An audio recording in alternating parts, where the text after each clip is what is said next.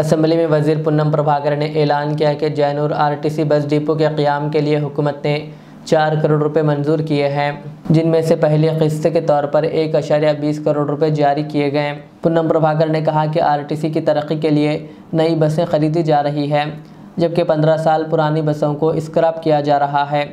इसके अलावा 3039 नई तकर्रियाँ पब्लिक सर्विस कमीशन के ज़रिए की जा रही है। उन्होंने कहा कि ख़वातीन के लिए मुफ्त सफ़र की सहूलत और नई बस रूट्स के इजाफे से आरटीसी की मांग में इजाफा हुआ है।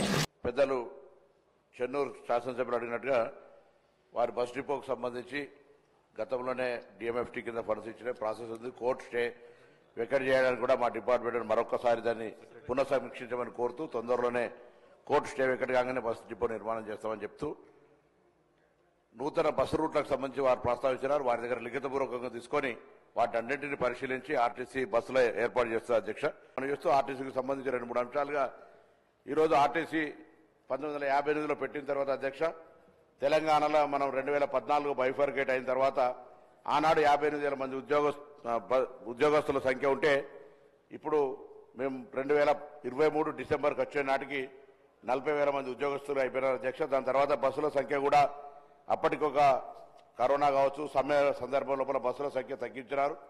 ఇప్పుడు మహాలక్ష్మి పథకం తర్వాత గ్రామాల్లో బస్సుల డిమాండ్ పెరిగింది. దానికి అనుగుణంగా ప్రభుత్వం ఆర్టీసీ బస్సులు కొత్తవి కొనుగోలు చేయడంతో పాటుగా ఆర్టీసీకి ఒక ఖచ్చితమైన నిబంధన పెట్టుకొని 15 సంవత్సరాలు దాటినటువంటి బస్సులన్నింటినీ స్క్రాప్ చేస్తూ ఉన్నాం. అటువంటి బస్సుల రిప్లేస్మెంట్కి సంబంధించి కొత్తగా ఒక 1000 బస్సులు ఆర్డర్ చేయడంతో పాటుగా తెలంగాణలో ఉన్నటువంటి అక్కా చెల్లెలందరి దగ్గర మహిళా సంఘాల దగ్గర నుంచి మండల సమైక్యాల దగ్గర కూడా బస్సులు కొనుగోలు చేసి ఆర్టీసీ హైర్ పద్ధతిన నడపడానికి ప్రభుత్వ పాలసీ నిర్ణయం తీసుకుంది అధ్యక్ష. దాని తర్వాత 2012 తర్వాత నియామకాలు లేవు వాస్తవంగా. కానీ మా ప్రభుత్వం వచ్చిన తర్వాత 3038 నియామకాలకు ఇచ్చి పబ్లిక్ సర్వీస్ కమిషన్ అదేవిధంగా పోలీస్ రిక్రూట్మెంట్ బోర్డుకు రాయడం జరిగింది.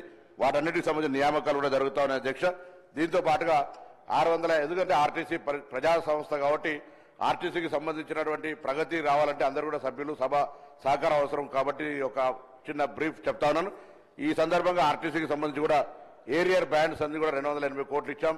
పీఆర్సీ కూడా 2017 నుంచి పెండింగ్ ఉంటే 21% పెండింగ్ ఇచ్చినాం. ఉద్యోగ నియామకాలు చేపడతా ఉన్నాం. కారుణ్య నియామకాలు ఇచ్చినాం. కొత్త బస్సులు కొంటా ఉన్నాం. ఇంకా ఇంకేదైనా ఆర్టీసీ పరంగా రూట్ల అంశం ఉంటే నేను దయచేసి గౌరవ సభ్యులందరికీ విజ్ఞప్తి చేస్తా ఉన్నా. కొత్త బస్సులు రాబోతా ఉన్నాయి. ప్రజలు మహిళలకు సంబంధించిన ఒక అవకాశం వచ్చింది కాబట్టి ఎక్కువ ఆర్టీసీ మీద ఉపయోగించుకుంటా ఉన్నారు. గతంలో 40, 50, 60% ఉన్న ఆక్యుపెన్సీ 100% దాటిపోతున్నటువంటి సందర్భం లోపల నేను గౌరవ సభలో ఉన్న సభ్యులందరి సహకారాన్ని మీ ద్వారా ఆర్టీసీ ప్రగతికి పేద ప్రజలకు సంబంధించినటువంటి